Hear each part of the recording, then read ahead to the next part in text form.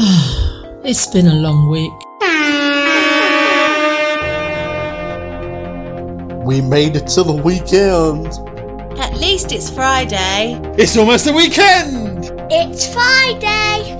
Friday, yay! This is the Learn, Develop, Live podcast. This is the Learn, Develop, Live podcast. Something for the weekend. Something for the weekend. With Chris Jacks.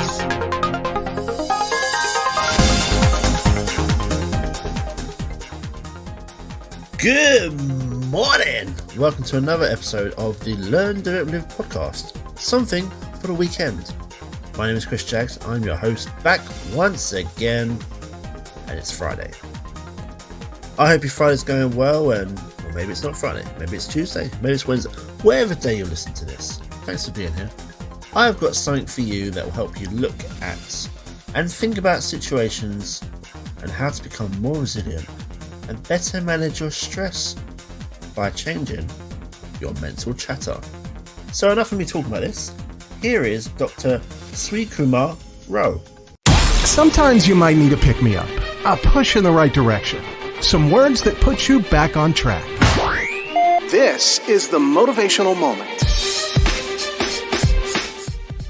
So, given the truth that you never have control, you never had it, how can you eliminate stress and cultivate resilience? Well, I want to share some concepts with you. Concept number one is mental chatter, which is the internal monologue that you have going on in your head all the time. It begins when you get up in the morning, is with you right through the day, is with you now, when you should be listening to my chatter instead of yours.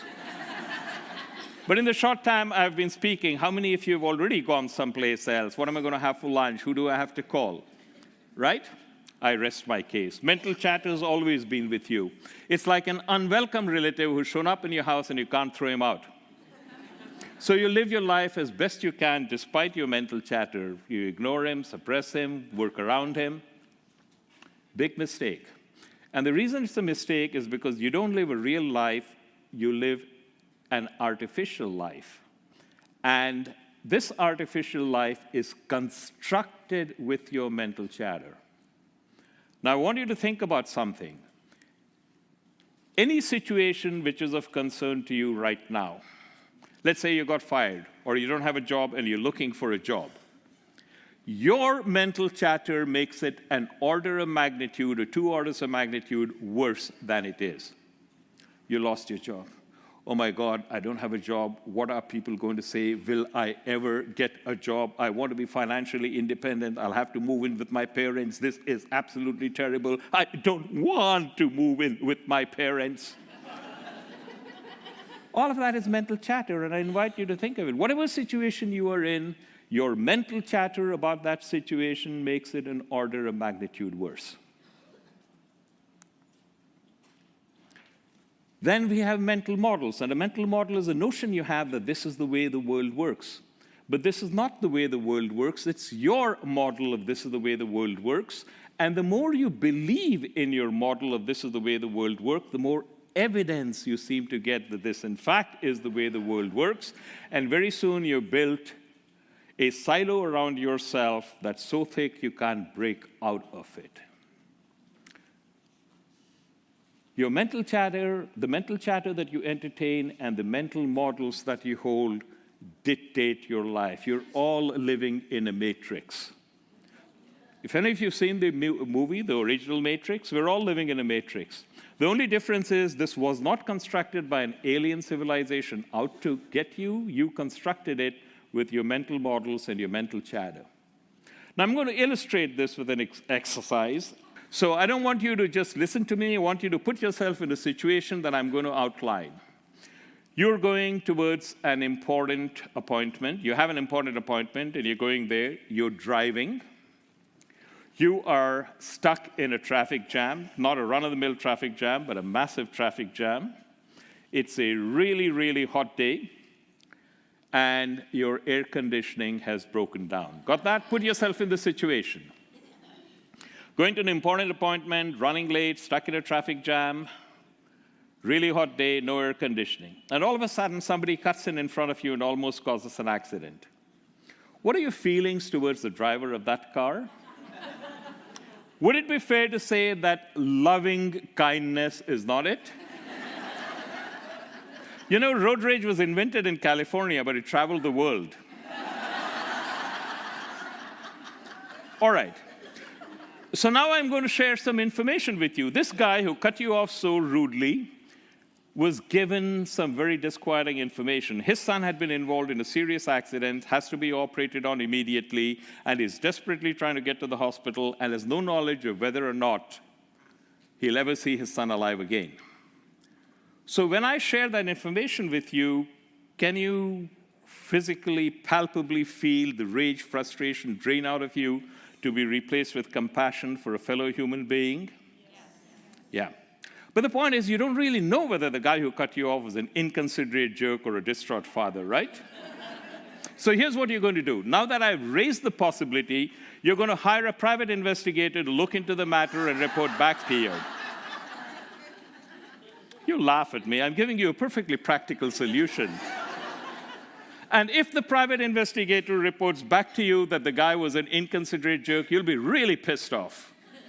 But if the private investigator reports back to you that the guy was a distraught father, you will feel great compassion.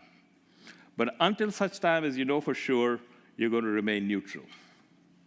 Right? I see a number of heads shaking. I don't believe any of you are going to hire a private investigator to look into the matter. But if you don't do something like that, you'll never know whether or not the guy who cut you off was an inconsiderate jerk or a distraught father. But the more important point is it really doesn't matter. You have the choice of determining what is the emotional domain you occupy. In all likelihood, you did not even recognize that you had a choice, and you exercised that choice. But now that I'm pointing it out to you explicitly, do you recognize that? You had a choice, and you chose to exercise that choice, and you never even recognized that you actually exercised a choice. The reason you exercised the choice you did is because of the mental chatter you entertain and the mental models you hold. That's how important these constructs are. I will go further. Every time you have a situation in your life that you find unpleasant and it persists, not some of the time, not most of the time, every time, you have a situation in your life, you find it unpleasant and it persists, you are using one or more mental models that are not serving you well. And when you start making changes in those mental models, you'll be astonished how quickly the situation will resolve itself. And there we have Dr Srikumar Rao delivering an amazing talk about how you can change your mental chatter. Did you even think you even had that at the start? Well, it's worth looking at now. You can find more at the rowinstitute.com, which has information and details of the programs he is part of. If you do want to increase your mental chatter, you can find the full talk on YouTube by searching for How to Eliminate Stress and Anxiety Forever. It's just under 50 minutes long, and it's worth your time. The video is also from Mind Valley Talks, and you can subscribe to them while you're there. Plenty of content on their page, so worth a look. Now, as always, I want to work with you, and we can talk about how we can change your life and how we can take it to a higher level. But why do we just not start doing it? You can book your slot on my calendar at ldlcall.com. or drop me a text message on 07801 543 515 and we can jump on the phone or Zoom or whatever one you want to use these days. But for now, until next time, have a great week, enjoy yourself, stay safe, and I will see you in the next one.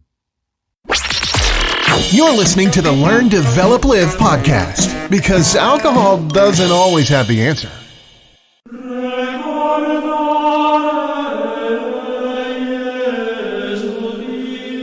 This is the Learn, Develop, Live thought of the day.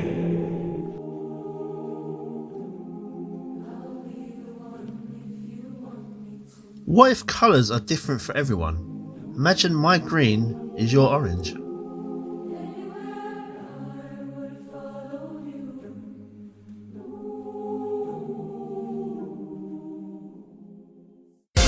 Thanks for listening. You can find more motivation and inspiration at learndeveloplive.com. Join the motivation.